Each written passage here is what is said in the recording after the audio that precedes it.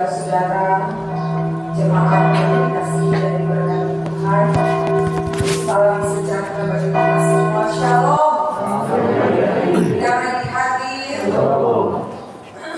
terus bersyukur dan bersyukur kepada Tuhan, karena Tuhan Yesus begitu baik dalam hidup kita.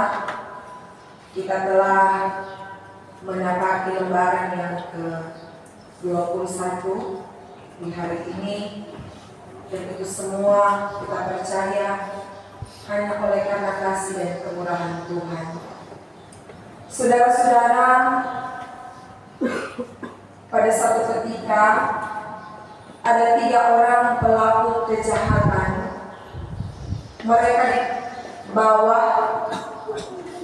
untuk memasuki neraka. Penjaga yang ada berujar, Anda bertiga akan disiksa di satu tempat yang sama seumur hidup. Lalu mereka bertiga diantar ke satu rumah, dan di rumah ini yang akan menjadi tempat penyiksaan bagi 3 orang pelaku kejahatan ini. Kemudian ketika mereka mendapati rumah itu, mereka hendak masuk ke dalam rumah itu, dan ternyata saat mereka melihat bagian isi dari rumah itu, isinya sangat memuaskan. Ada televisi, ada internet, ada rak buku, mereka bisa membaca sepanjang waktu, ada treadmill, mereka bisa berolahraga, ada kulkas, ada AC, setiap fasilitas yang dibutuhkan semua sudah lengkap tersedia di dalam rumah itu. Kemudian mereka berpikir, lalu di mana alat penyiksa yang dimaksud oleh sang penjaga tadi? Katanya akan disiksa. Mana alatnya? Tidak ada, saudara-saudara. Maka mereka lega. Tetapi selang beberapa hari, beberapa waktu kemudian, yang seorang mulai berkata kepada 2 orang lainnya, "Ih, tabiatmu aneh, kelakuanmu buruk, sifatmu jelek." Kemudian yang satu lagi berkata, "Ternyata memang benar, kamu ini orang jahat." Mereka saling menuding satu dengan yang lain. Yang satunya lagi tidak mau kalah. Dia katakan, "Kalian ini orang-orang yang sangat menyebalkan. Sungguh tidak senang, sungguh tidak tenang, sungguh tidak ada damai tinggal dengan orang-orang seperti kalian." Saudara-saudara, maka seiring dengan berjalannya waktu, mereka merasa sangat tersiksa. Dan ternyata itulah penyiksaan yang harus mereka alami. Akhirnya mereka pun menyimpulkan, "Aku tahu sekarang yang namanya neraka adalah seperti ini, sungguh sangat menyebalkan. Neraka adalah tempat hidup bersama dengan orang lain yang membuat kita merasa tersiksa. Orang lain adalah neraka, dan neraka adalah orang lain." Nah, saudara-saudara, apakah hal itu benar? Karena sesungguhnya setiap orang, setiap manusia memiliki kebebasan mutlak untuk dapat menentukan arti dan arah keberadaan dirinya. Benar Benarkah keberadaan orang lain itu adalah neraka bagi kita? Benarkah kehadiran orang lain itu tidak menyenangkan bagi kita? Bayangkan saudara-saudara, ketika kita harus tinggal, ketika kita harus bekerja dengan orang-orang yang memusuhi kita, tapi juga sebaliknya orang yang kita musuhi. Tapi sebenarnya siapa yang menyebalkan? Bukan hanya dia, bukan hanya orang itu. Mungkin saja kita juga telah menjadi orang-orang yang menyebalkan. Mungkin saja kita juga sudah menjadi orang-orang yang jahat, orang-orang yang berlaku tidak baik terhadap sesama kita, sehingga akhirnya dia menyiksa kita dan kita menyiksa dia. Tapi ingat, saudara-saudara, sekali lagi, kita memiliki kebebasan untuk dapat memilih. Rumah bisa dijadikan sebagai surga, dalam arti bahwa kalau orang-orang yang ada di dalamnya saling menghargai, saling memiliki tenggang rasa, suasana akan jadi menyenangkan, hubungan akan jadi baik. Karena bukankah hubungan kita dengan orang lain tergantung dari dua belah pihak? Bila kita ramah, maka orang itu niscaya juga akan ramah terhadap kita. Tetapi lantas bagaimana jika orang itu judes? Apakah kita juga akan judes padanya? Kita belajar dari apa yang dikatakan oleh firman tentang bagaimana surga dan neraka ternyata bukan persoalan nanti, tetapi surga dan neraka adalah gambaran relasi, hubungan antara kita dengan orang-orang yang ada di sekitar kita. Memang, saudara-saudara, ketika kita berbicara soal berdamai, bagaimana orang yang hidup di dalam kasih, implementasinya adalah dia mampu melakukan kebaikan. Mari kita mengulik dari kisah perjanjian lama, supaya orang ada bayangan bagaimana ini membangun relasi yang baik. Saudara ingat Raja Saul? Dia adalah raja yang pertama yang dipilih oleh Tuhan atas bangsa Israel. Ketika dia melihat Daud, orang muda yang dikatakan oleh Alkitab perawakannya kemurahan, dia punya talenta bermain kecapi, tetapi juga saat dia mampu mengalahkan Goliat, si raksasa yang bertubuh besar, sedangkan Daud ini perawakannya kecil, hanya dengan cerita yang orang baca kata pel, itu Goliat boleh tumbang. Sehingga Saul kagum, sehingga Daud diperintahkan mari tinggal. Bahkan dalam 1 Samuel 16 cerita tentang hubungan antara Saul dan Daud. Daud dipercayakan menjadi kepala prajurit dan Saul sendiri yang memilihnya. Ketika di istana raja, hati Saul sangat senang, hati Saul sangat tenang ketika Daud memainkan seruling dan kecapi. Karena dia memiliki nilai seni yang sangat tinggi mengalir dalam darahnya.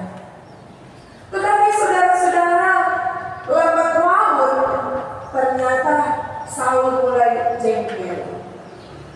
Saul mulai benci kepada Daud karena ia mulai kalah populer.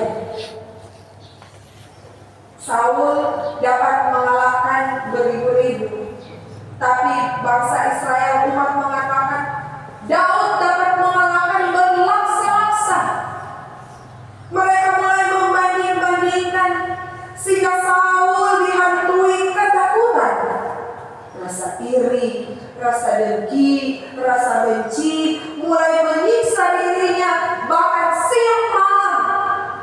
Sehingga dalam 1 Samuel 18 ayat 21 29 dikatakan Saul menjadikan Daud musuh seumur hidup. Saul berupaya untuk membinasakan Daud. Saul ingin supaya Daud mati. Bayangkan saudara-saudara, bagaimana rasa kasih dapat berubah menjadi benci ketika di dalam hati telah digerogoti oleh iri, oleh dengki, oleh rasa bersaing yang tidak sehat, sehingga mengakibatkan Saul hidup di dalam dosa. Kesaksian Alkitab mencatat Roh Tuhan tidak ada lagi padanya. Roh Tuhan meninggalkan dia karena dia lebih mengikuti keinginan dagingnya. Di sini kita belajar bahwa hidup ini adalah berkat, hidup ini adalah anugerah Tuhan. Tetapi kita juga terus diingat-ingatkan bahwa sebagai orang beriman kita harus berdamai. Yang pertama, kita harus berdamai dengan diri kita sendiri. Saudara, kita tidak layak menjadi Tuhan untuk menghakimi sesama kita. Kita tidak layak menjadi Tuhan untuk menyatakan bahwa orang ini yang salah, saya yang benar. Kita tidak layak untuk menjadi Tuhan sehingga itu membuat kita membenci orang lain, mendiskreditkan orang lain, dan menganggap bahwa kitalah yang paling suci, kitalah yang paling benar. Rasul Paulus mengingatkan, jangan engkau menjadi sombong, jangan engkau merasa pandai, jangan engkau merasa hebat. Memang dengan latar belakang kehidupan jemaat yang ada di Roma, sebagian adalah Yahudi, sebagian adalah Yunani. Yang Yahudi mengatakan orang yang diselamatkan hanyalah orang yang melakukan hukum Taurat secara utuh. Nah, kalau begitu di Yunani kan tidak selamat karena mereka tidak percaya, mereka tidak belajar, mereka tidak tahu apa itu hukum Taurat, sehingga menjadikan keselamatan itu adalah satu hal yang eksklusif, hanya berlaku bagi sekelompok orang tertentu, sedangkan yang orang lain tidak diselamatkan.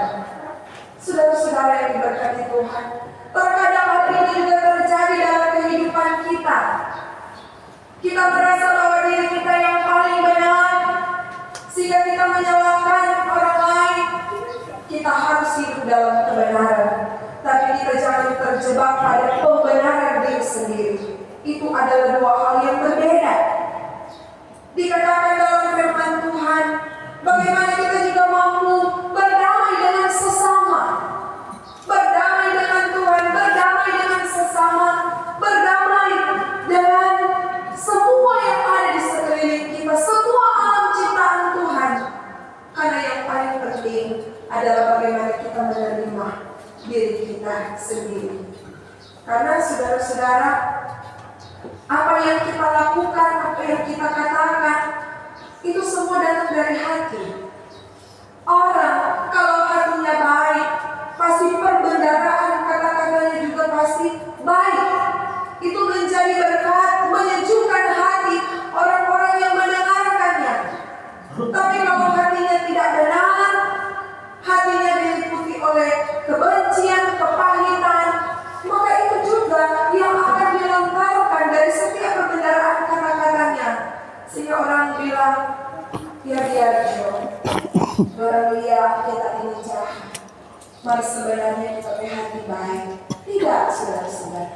Karena Alkitab mengajarkan bahwa orang yang melakukan hal yang baik, memperkatakan hal yang baik, karena hatinya baik.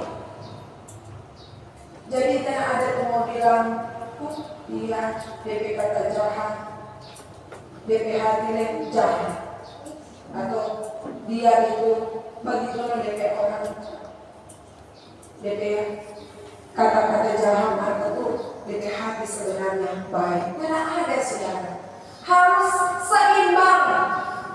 Karena itu akan berdampak dalam hidup kita. Bagaimana orang sungguh-sungguh mampu hidup dalam kasih yang disebut kasih agape.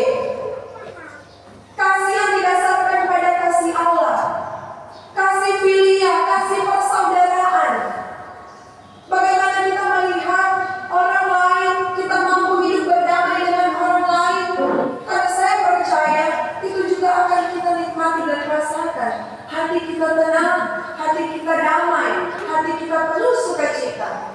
Karena apa yang dilakukan adalah berlomba-lomba melakukan kebaikan. Firman Tuhan ini juga mengingatkan kepada kita bagaimana orang rajin melayani. Melayani dengan setia, melayani dengan tekun.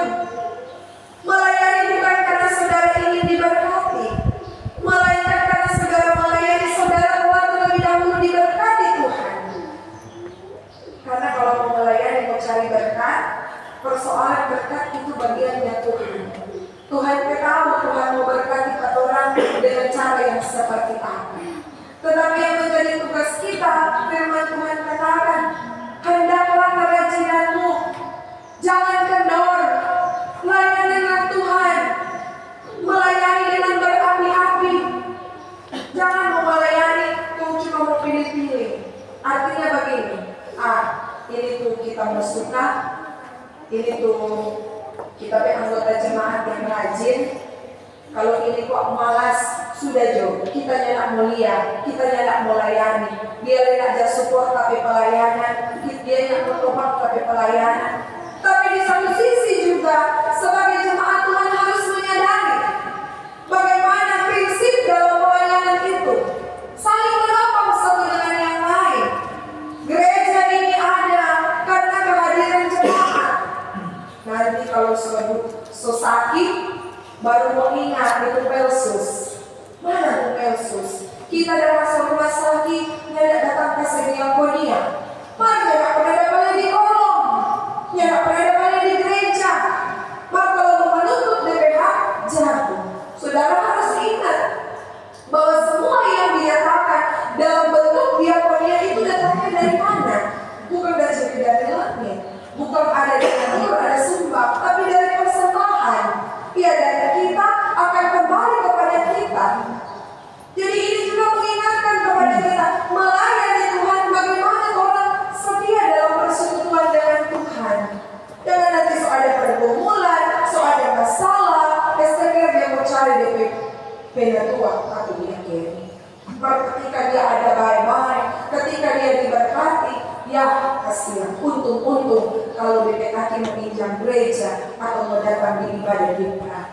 Tidak ada. Ini menjadi satu perenungan dalam kehidupan kita sebagai orang percaya untuk bagaimana kita melihat, mengintrospeksi kehidupan kita. Memang saudara-saudara, di ayat 9 sampai 21 bentuknya implikasi dan ketika ditafsirkan maknanya sangat luas. Orang hanya pilih satu ayat saja di khotbah ini, boleh 15 menit satu ayat. No, ini ada ayat 9 sampai 21. Mau uraikan satu-satu sangat besar atau sangat panjang maknanya. Tetapi satu yang kita percaya bahwa Tuhan menghadirkan kita untuk menjadi berkat. Ketika itu yang menjadi keyakinan kita, menjadi berkat saudara tidak perlu kaya, menjadi berkat saudara tidak perlu punya segala-galanya. Karena ketika saudara ingin menjadi berkat, saudara mampu terbeban dan menolong orang-orang kudus, memberi tumpangan pada ayat yang ke-13. Jangan susah lihat orang senang lihat orang susah. Itu kehidupan hamba-hamba Tuhan, itu orang-orang kudus begitu. Dikatakan terbeban menolong orang-orang kudus. Karena kehidupan pendeta ini, pelayanan ini adalah orang pekerjaan. Berbeda dengan Pelsus yang pelayanannya adalah panggilannya. Karena pelayan khusus memiliki pekerjaannya sendiri. Mereka hidup dari pekerjaan itu. Sedangkan orang hamba-hamba Tuhan memang orang hidup dari orang pelayanan ini. Jadi jangan saudara terbeban dengan kehadiran kami sebagai hamba-hamba Tuhan. Karena saya percaya orang penghidup ini Tuhan yang pelihara. Orang berkat Tuhan yang jamin. Kalau saudara rugi, saudara terbeban, tidak usah. Karena Tuhan yang jamin orang penghidup. Orang tidak pernah berharap kepada manusia. Ada seorang pendeta, dia katakan DP gaji di zaman now ini cuma 500.000. Boleh mungkin bagaimana itu saudara, cuma 500.000. Barangkali mungkin ada keluarga yang pengeluarannya dalam satu hari 500.000. Tapi ternyata dia hidup, dia lebih gede malah. Tapi Tuhan melihara dengan cara yang sempurna, karena dia adalah hamba Tuhan. Dikatakan juga dalam firman, bagaimana kita mampu untuk melakukan kasih dan pengampunan. Tidak usah mau balas. Kalau ada orang bikin sakit hati pada orang, tidak usah. Karena kalau orang mau balas, orang semua jadi sama dengan dia. Dan orang tidak perlu untuk repot-repot melakukan pembalasan. Yang orang harus lakukan apa? Cuci tangan, tutup mulut, sembahyang akan aja. Gampang kok. Biar dia so judes, dia so jute, dia so buka maskena, tetap orang senyum akan. Orang sabar akan. Karena orang akan melihat jamaah kuasa Roh Kudus yang akan menyentuh hatinya. Seperti kami, saya pendeta Lucia, orang membawakan Tuhan. Tidak mungkin orang mau balas ketika orang marah-marah, orang veto, orang segala macam. Ya mungkin orang mau bikin hal yang sama. Tetapi orang tegur, orang sapa, sekalipun mungkin dalam pelayanan ada perbedaan pandangan, ada perdebatan. Dan itu yang pendeta selalu sampaikan, ingatkan, ajarkan. Biar selalu salah dari jamaat atau sesama pelayan khusus, jangan orang membaku marah. Tetap pendeta tegur, tetap orang bangun komunikasi yang baik. Karena orang harus menjadi berkat satu dengan yang lain. Dan kita juga terus diajarkan bagaimana kita mampu menolong orang-orang yang ada di sekeliling kita, orang-orang yang mengalami kesusahan. Bukan karena orang itu layak atau pantas ditolong, tetapi karena kita memiliki kasih. Itulah kebaikan, saudara-saudara. Kebaikan yang kita miliki karena kita percaya Yesus. Sehingga orang tidak perlu menunjukkan KTP. Orang baru mau tahu, oh, Bapak betul Kristen Protestan, oh, Ibu betul Kristen Protestan. Tapi dari tutur kata kita yang sopan, dari cara berbicara kita yang baik, dikatakan dalam firman menyapa, saling memberi hormat, maka orang akan mengenal, oh iya, atas seperti itu sopan kan, atas dia suka jawab orang, suka menyapa, karena dia itu orang Kristen, karena dia itu anak Tuhan. Orang yang bagi kita kalau anak Tuhan memang penuh dengan kasih, penuh dengan kelemah lembutan. Jangan orang membandingkan bilang kata pelayan, bilang kata orang gereja, bilang kata orang, oh begitu ya orang Kristen bicara berbicara, pangmamake, pangkatria, besok kacara tegur, kacara salam pak orang tua. Itu jadi indikator ketika kita ada dalam kepelbagaian di tengah-tengah masyarakat yang rizki ini sangat berjemur. Oleh karena itu saudara-saudara, mari kita terus berdoa. Tuhan mampukan kita, Tuhan tolong kita. Saya percaya tidak ada orang yang mau suka hidup neraka di dunia. Tidak ada. Orang semua suka mau hidup seperti orang ada di surga. Amin. Dalam hati, dalam keluarga rumah tangga orang berdamai satu dengan yang lain. Suami istri baku-baku baik, saling mendoakan. Tapi juga orang tua dan anak baku-baku baik, kakak adik, saudara bersaudara baku-baku baik, damai. Dan itu akan nampak dalam kehidupan pelayanan, saling menopang pelayan khusus, anggota jemaat, tapi juga dalam kehidupan bermasyarakat. Karena apa? Karena kita memiliki kasih di dalam hidup kita. Karena sekali lagi implementasi